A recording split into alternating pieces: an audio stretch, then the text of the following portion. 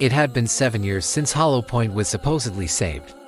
The town, once shrouded in fog and mystery, was now a quiet tourist spot.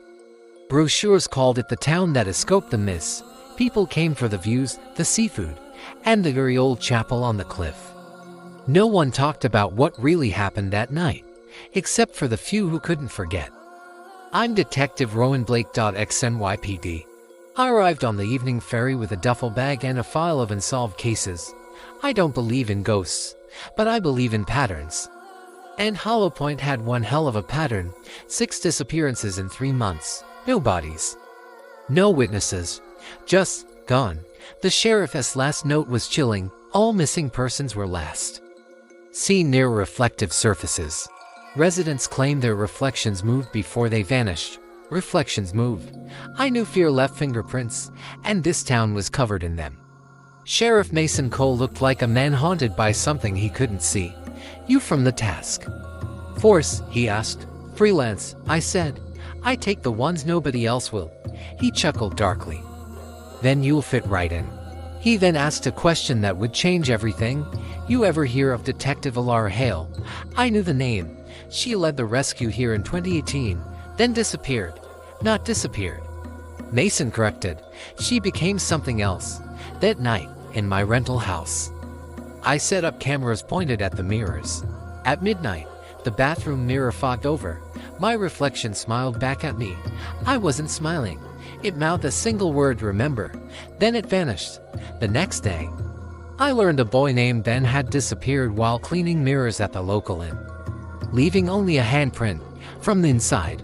His sister Clara told me an old story. If you stare too long at your reflection, the thing on the other side starts to think it's the real you.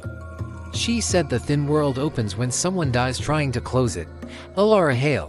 My camera footage from that night revealed a woman's face in the mirror for a split second. Her lips formed for words. "The veil is open." And then, she was standing in my room. Alara Hale. Translucent. Her voice like wind through water.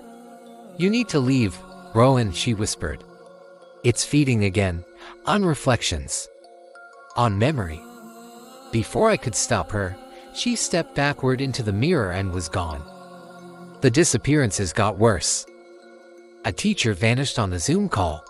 A fisherman's reflection waved from the water as his empty boat returned. The veil was rebuilding itself, piece by piece. Mason told me the horrifying truth. Alara hadn't just stopped the veil last time. She'd sacrificed herself to become the seal. Her return meant the seal was breaking. That night, the fog rolled in, and I drove to the chapel. Inside, every surface reflected my image. Alara appeared. "It's too late," she said. "You're not in the real Hollow Point.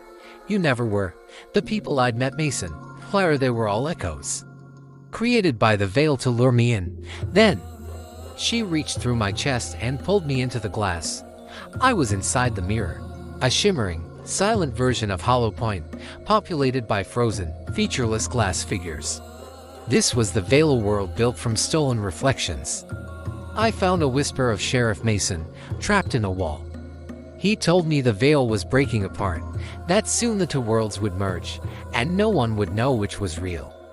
On the cliffs, I faced a tall, faceless figure standing on a sea of glass. "You are the last real one," it said in a voice of scraping stone. It wanted to finish what Alara had started. Suddenly, I was back on the chapel floor. Alara stood before me, solid. "The veil is rewriting you," she warned. "You have to resist. Remember what's real," she told me. There was a fracture between worlds, a way back. At dawn, above the cliffs, I could break the link. I ran. The reflected town shattered around me. Twisted copies of the people I knew rose from the ruins, whispering my name. Just as they closed in, Alara appeared. "Jump!" she cried, pointing to a tear of light in the sky. I leaped, falling through infinite versions of myself, before crashing through one final sheet of glass. I woke on the cliffs of the real Hollow Point. The morning sun was warm, the air filled with the smell of salt and life. I was back. Then I saw its smoke rising from the chapel. And in the flames, a faint blue silhouette watched me. Alara's voice echoed on the wind, "You're not done yet, detective." The veil never ends, it only changes faces. Thanks for watching. If you were captivated by the shadows of Hollow Point, don't forget to like this video and hit that subscribe button for part 2. You won't want to miss what happens when the veil changes its face.